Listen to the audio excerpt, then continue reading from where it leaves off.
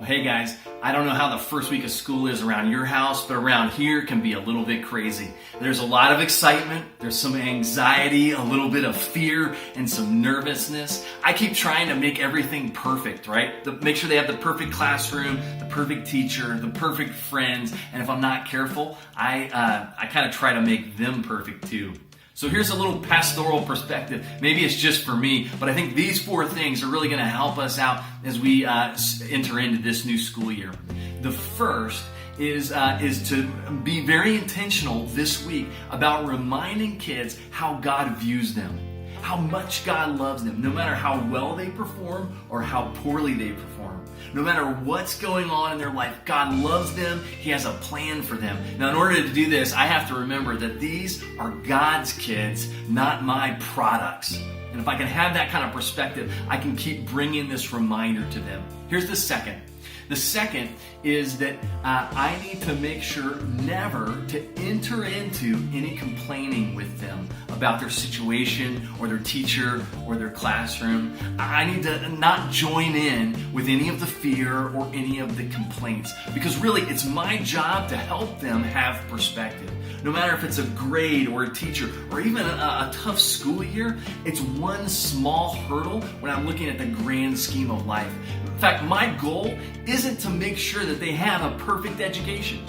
My goal is to help them become the wonderful humans that God has created them to be. And if I have that kind of perspective, that this is a bigger picture thing and they're growing and learning and becoming humans, then whatever obstacles they come up against, I can remind them and help them to see a little bit of perspective how this is actually going to help them grow. And then I come alongside them and coach them along to give them some skills and opportunities to grow in the midst of this. So that leads us to the third thing, and it's this, that I need to create some space this week especially to listen. This is a busy week. We didn't get all of our supplies. We've not really gotten our schedule in order for school year yet. We're kind of behind the ball on all of it. And yet I've got to find a way to create space in the midst of the busyness. Now, for some of you, you can do that in the morning and you're good at that. For others of us, maybe that's at night or after school. Whatever it is, I've got to create space where I can actually listen. And for my older guys, that gets harder and harder. It's not just quietness. I have to find a way to connect with them. But when I do, there are some specific questions I need to ask about specifically what's going on and what concerns they have in their life. I need to give them time so that I can actually listen to them talk. I need to debrief it with them. And then I step into that coaching role. And I don't mean the kind of coach that's barking orders at them. I mean the kind of coach that says, hey, what's going on out there? And what are you learning in the midst of this? And then just to help them reframe it just a little bit, to look at it a little bit of a different way, to give them a few skills, a few ideas of things that they can try out to kind of equip them along the way. But I come alongside as the coach. But in order to do that, I've got to create space to listen.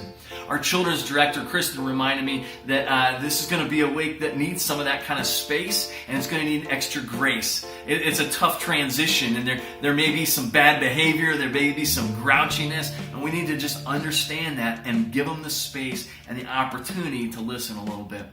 Now here's the fourth thing, and if you don't get any of the rest, this may be the most important. I want to encourage you this week to pray over your kids every day. And I don't mean praying in your room silently. I mean pray with them. Let them hear you pray over them. Possibly in the mornings before you send them off to school, or for some of us, that'll be at night as they're going to bed. But sit with them and begin to pray out loud. And I know that's not always easy, but let them hear you pray. Let them hear about your heart and God's heart for them. Let them hear how thankful you are that God created them just the way He created them. Let them hear that you pray for God's plan to take place in their life. Let them hear you pray for God's leadership that He's given them and the talents and the gifts and the skills that God's given them. Let them hear you be thankful to God for those things and pray that God uses them in powerful ways. Let them hear you bless them every day this week. If we can do those four things, we're going to get off to a great start to a school year. I hope you have a wonderful week. I hope your kids thrive in their schools this year.